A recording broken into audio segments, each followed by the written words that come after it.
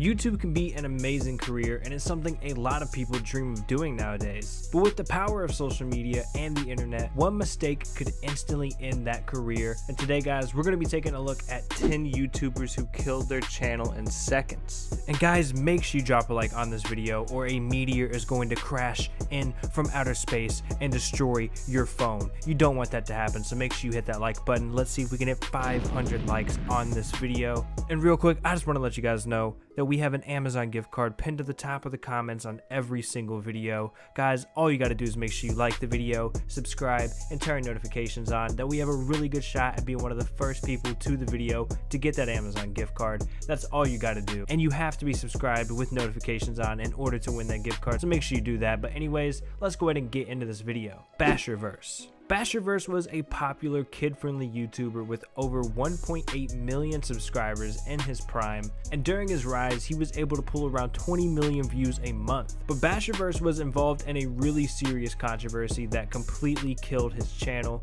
to the point of no return. And it all started when Basher decided to upload a video talking about how he was in a relationship with a 15-year-old girl while he was 18. And when Drama Alert picked up on this story, it became massive, and the entire community was calling him out for being a pedophile. After all of this drama, Basher decided a couple of different times to try, bring his channel back to life, to rebrand himself, to just do some different things. But at this point, it looks like he's completely given up on his YouTube channel. The channel is completely blacked out. It has no name. And this controversy pretty much killed his channel almost instantly. Tmartn.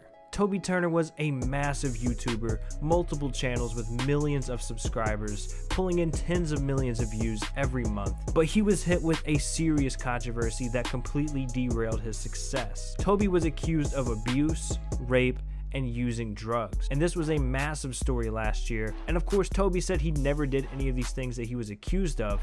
He was never found guilty of anything as well, but this controversy was just so overwhelming that Toby's channel never really made a comeback. Ray William Johnson.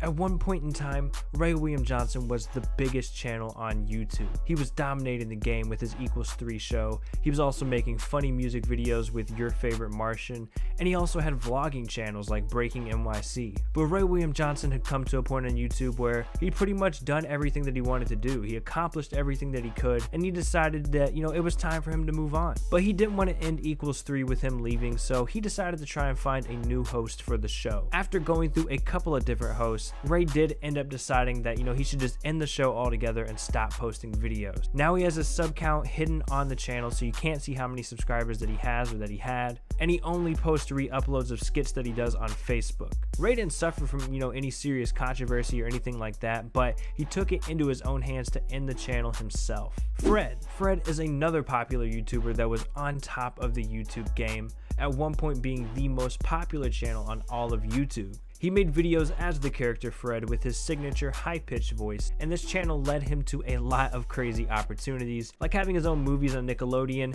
having his own TV show on Nickelodeon. But as Fred was finding the success in these other areas, like TV, his YouTube channel started to suffer. He wasn't posting as much, and then out of nowhere, with just no announcements or anything, new videos started coming out from different people. It was like a kid series, and it just went on for a while, but it seems like most people weren't feeling it, as the channel started to slowly go down in views, and eventually the posting just stopped, leaving the Fred channel in a limbo. SourceFed, now this. SourceFed was a pretty popular channel here on YouTube. They had over 1.7 million subscribers. They had a few different channels branched off from SourceFed as well, like SourceFed Nerd, for instance. But it seems like people really enjoyed the channel SourceFed, not necessarily because of the videos that they made, but the people that were on the channel. They had really good personalities on the channel. It was just something that people kind of, fell in love with. They could relate to it, and I think that's why SourceFed was so popular. At least that's why I like SourceFed. I really liked the people that were making the videos. That was until the channel was sold and transformed into a whole new brand, Now This.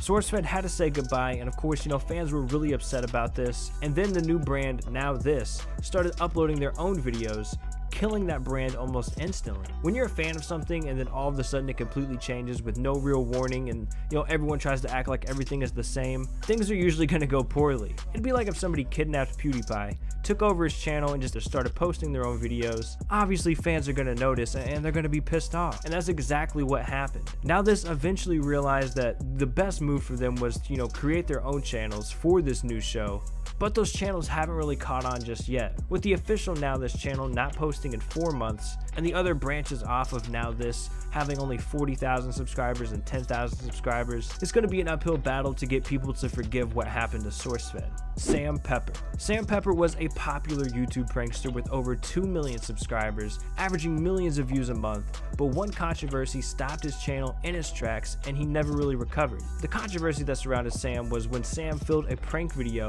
where he would go up to random girls and pinch them on the butt. He uploaded this video and people started freaking out, saying that Sam was sexually harassing these girls. He was being called out by a ton of big YouTubers, claiming that he was sexually harassing these girls, but like most prank videos on YouTube, this prank was actually fake. He didn't just walk up to random girls and pinch their butt, he planned it out beforehand and faked the prank. But Sam put himself into another dilemma when he didn't want to admit that it was fake, because he was worried that people would stop watching his videos if they knew they were faked. This entire controversy had a massive effect on his channel that he never really recovered from.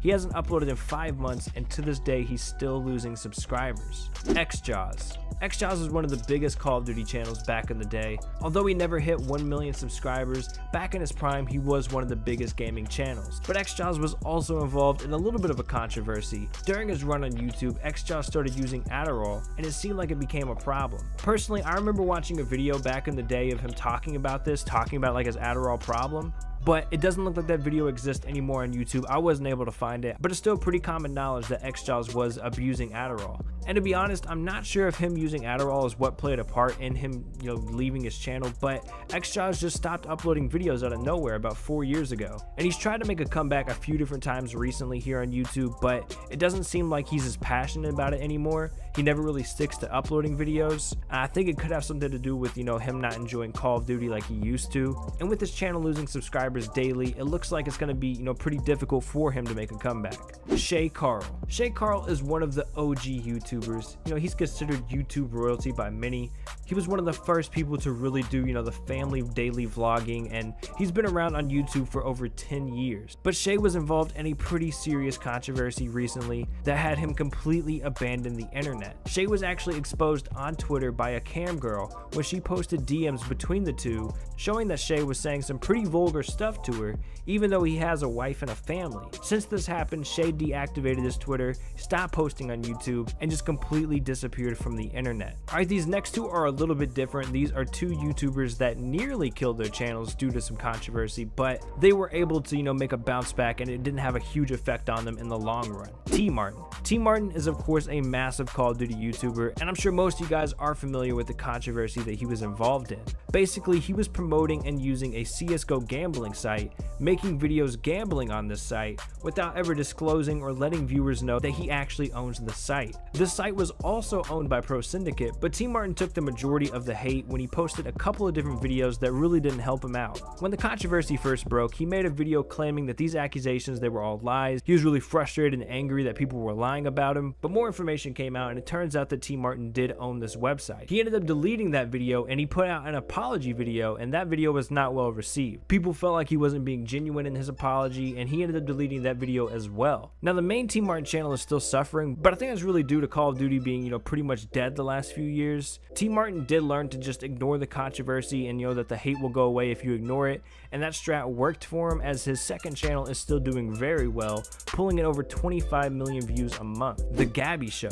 Just like with Tmartn, the controversy surrounding The Gabbie Show didn't kill her channel, but it definitely affected it for a few weeks, and I'm sure most of you guys remember the controversy surrounding The Gabbie Show and RiceGum. Basically, The Gabbie Show came up to RiceGum trying to film him at a party on Snapchat. RiceGum was, I guess, in a bad mood or something at that time and just wanted her to leave him alone. She kept filming him on Snapchat. RiceGum took her phone, smashed the phone, and left the party, and then The Gabbie Show ended up Snapchatting saying that RiceGum had hit her. And it was this initial thing of her saying that he hit her that had everyone against The Gabbie Show at one point. Now, of course, Gabbie's fans were 100% supporting her, and Gabbie had a ton of support during that time, but RiceGum was able to turn this entire situation around because of the way that she worded it. RiceGum, of course, dropped his diss track on The Gabbie Show saying, "I didn't hit her." One of the biggest videos ever on RiceGum's channel, and that definitely affected The Gabbie Show because RiceGum's fan base is massive. They're very loyal, they're dedicated, and whoever Rice Gum goes after, his fan base goes after. So this controversy really hurt Gabbie's channel at the time. It seems like it was stressing her out personally. She had a lot of different things going on at that time. She was having some skin condition where her skin was breaking out at the exact same time.